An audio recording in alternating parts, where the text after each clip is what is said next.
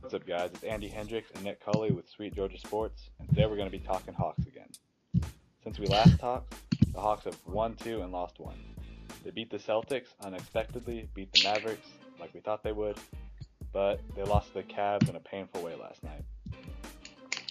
Yeah, that Cavs loss was definitely tough to watch because the Cavaliers did they own the record for most 3 pointers made in the game, and when you look at the history of the NBA, I saw the statistic over 40,000 games, only two teams have made 25 threes, and both of them were games by the Cavaliers versus the Hawks. So obviously, when it comes to the Hawks defending 3-point shots against the Cavaliers, they have failed, and they have failed miserably. Yeah, and I think you can say altogether our perimeter defense has not been up to par this year. Not at all, and that's really been an issue for the Hawks, and it's really been an issue for the Hawks the past few years because Bud's defense is all about collapsing to the rim, which often leaves the 3-point line open. And when you're playing good 3-point shooting teams like the Cavs, who take the second most threes and make the third most in the entire NBA, you're gonna have issues when you play them because they're just gonna drain them all day. And this was a game where they broke that record, and they didn't even have arguably their best 3-point shooters in Kevin Love and J.R. Smith.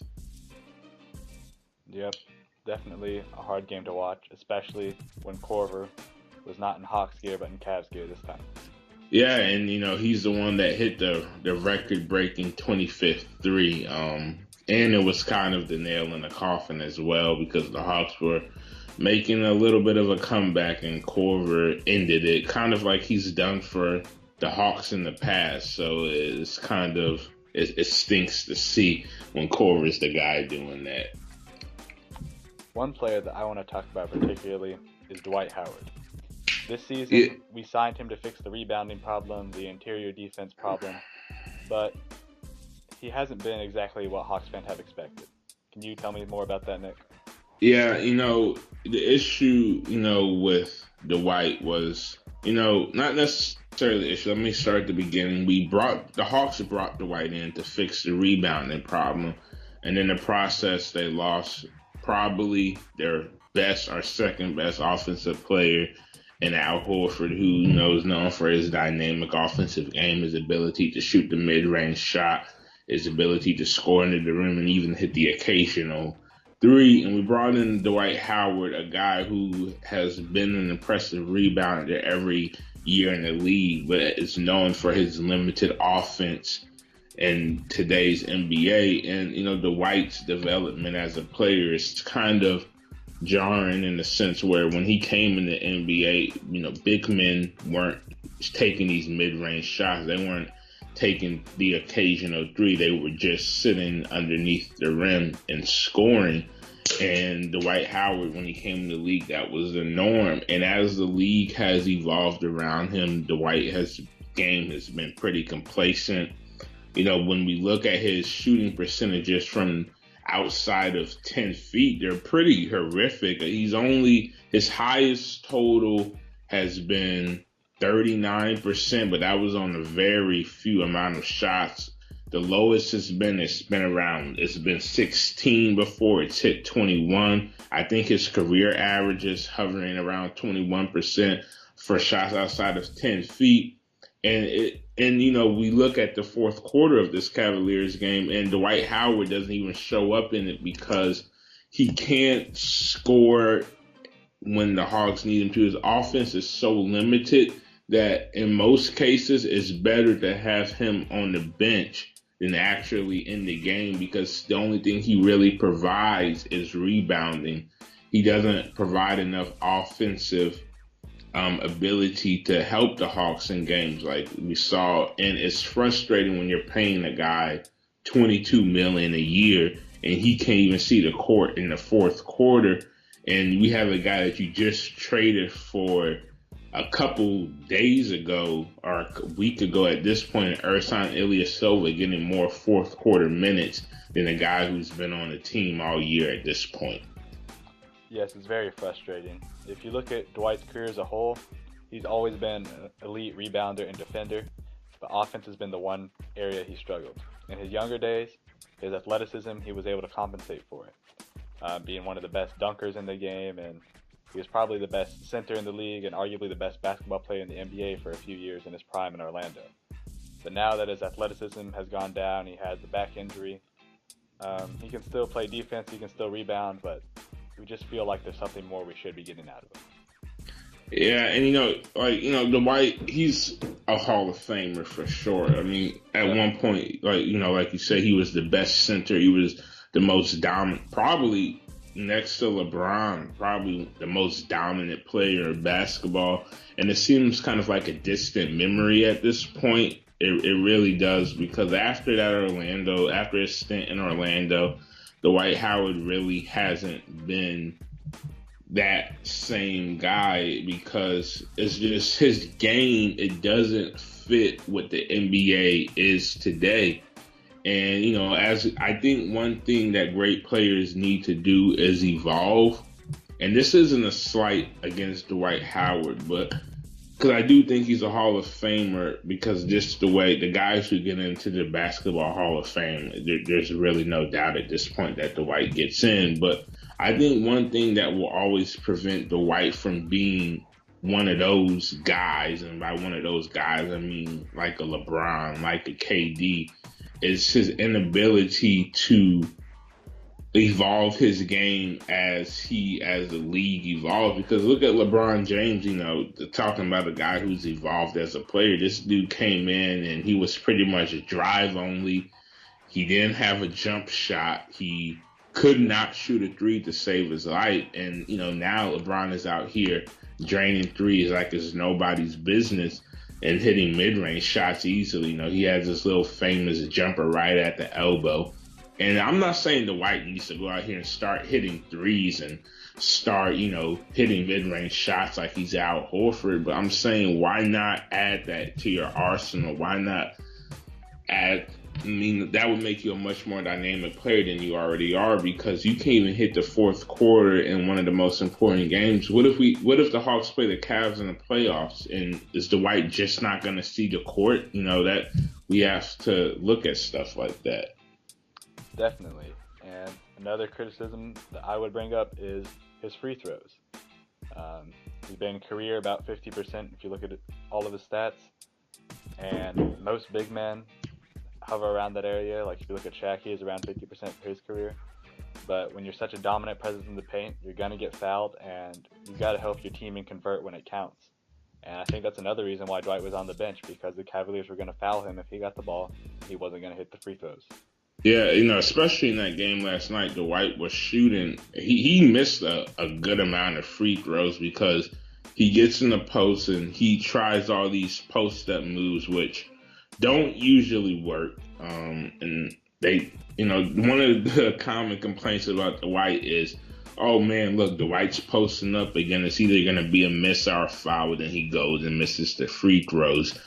It's just, I don't know what it is with Dwight, and I wanted to, and I think a lot of Hawks fans really wanted to get behind him coming back.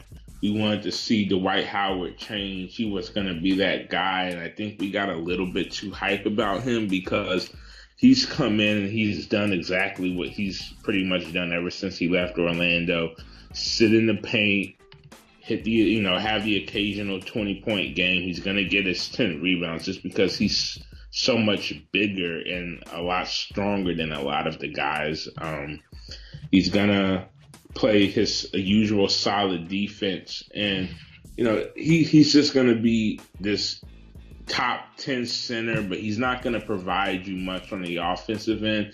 And for a league that has shown to need all good offensive players, good dynamic shooters at every position, Dwight Howard, he's not that guy for the Hawks. And I almost want to venture and say that at the end of the day, the Hawks probably would have been better off just keeping Al, because this team, they've arguably have gotten worse from last season. They certainly haven't gotten any better. I don't care what their record was at this point last year. If it's better right now, this Hawks team is not better than the Hawks team last year.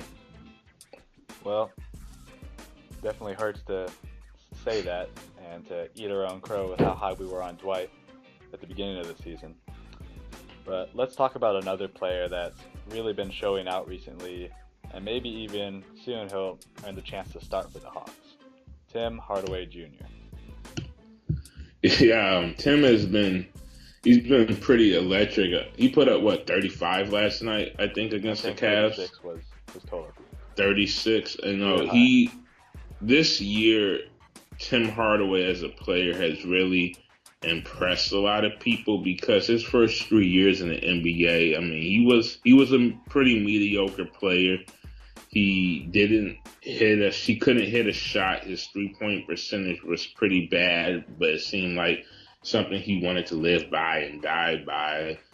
But this year he's come on, man, and it's crazy. I don't know if it's because it's a contract year and he's trying to get money, but either way, Tim, he's gonna get paid this year because I think he scored double digits in like his last 17, 18 games. He's averaging like 19 points a game over his past 17 games. He's just been really impressive, really fun to watch. And I know a lot of people want him to start.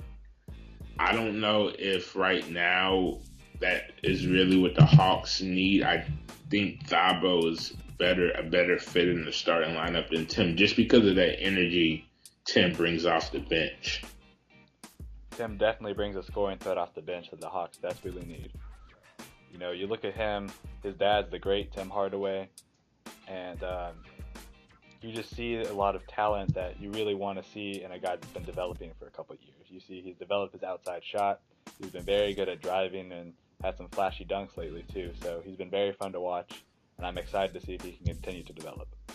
Yeah, I mean, I know I heard the stories about Tim hitting the weight room this off season, and it's definitely showing. Even when you just look at him, his body, he looks a lot stronger. But I think one thing, he looks a lot stronger. He looks a lot more athletic when he's driving and just pulling off these, honestly, pretty insane dunks sometimes. He's just driving and splitting the defense and getting right to the rim with ease. But I think one thing that I really noticed in Tim is he looks more confident than I've ever seen him. Some of these 3-point shots, he's not hesitating.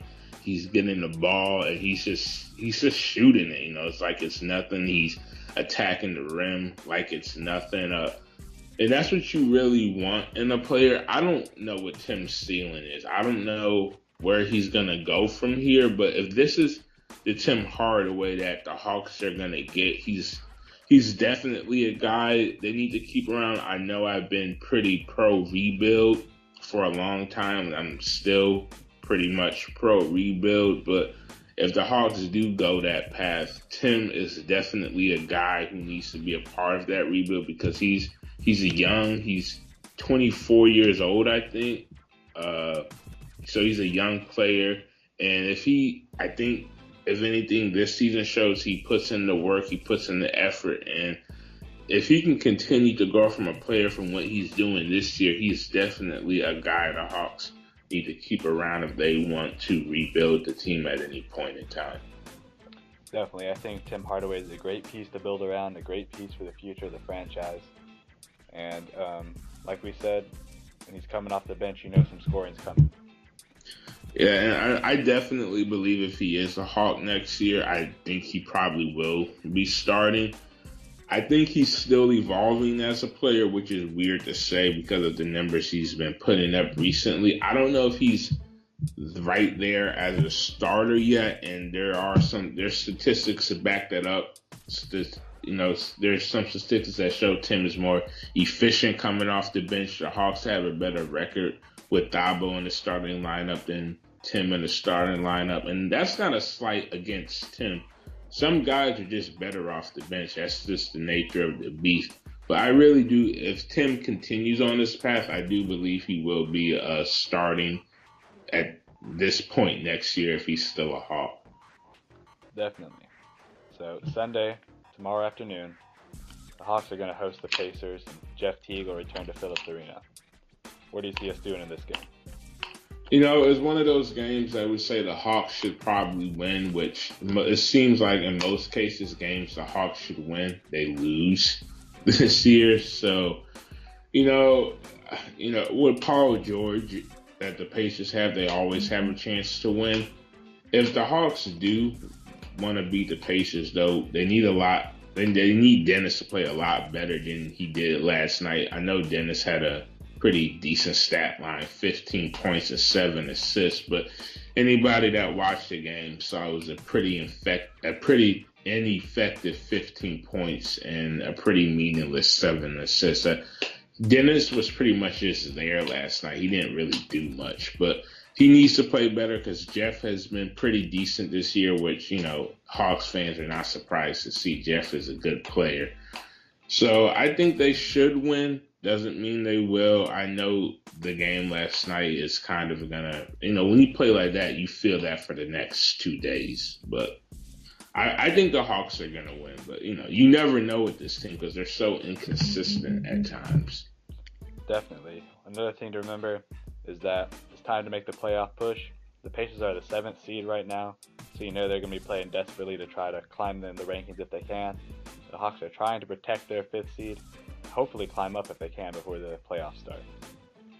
I mean, do we really even want the Hawks to climb up? Because if they do climb up, and if they did win their first round series, they would be playing the Cavs in the second round. And I'm not sure Hawks fans want to see the Cavs in the playoffs for the 3rd year straight. Yeah, well, we'll see. There you have it. There's our take on Tim Hardaway Jr., Dwight Howard, and a little preview of the next Hawks game. Thanks for listening. Make sure to check us out on Twitter and Instagram @SweetGASports. See ya.